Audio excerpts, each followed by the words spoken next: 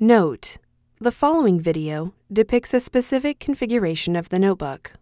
The same removal and replacement procedures apply to all configurations of the notebook. Removal. On the bottom of the notebook, loosen the 11 captive T8 Torx head screws that secure the base enclosure to the top cover.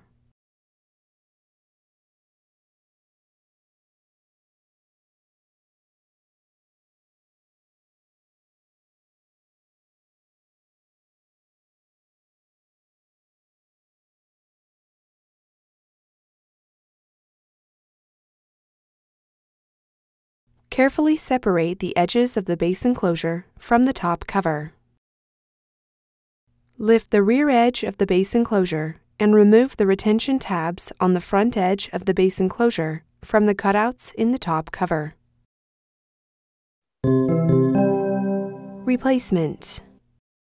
Tow the tabs on the front edge of the base enclosure into the cutouts in the top cover and lower the base enclosure into position.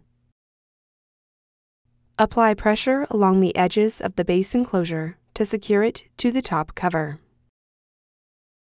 Replace the 11 captive T8 Torx head screws that secure the base enclosure to the top cover.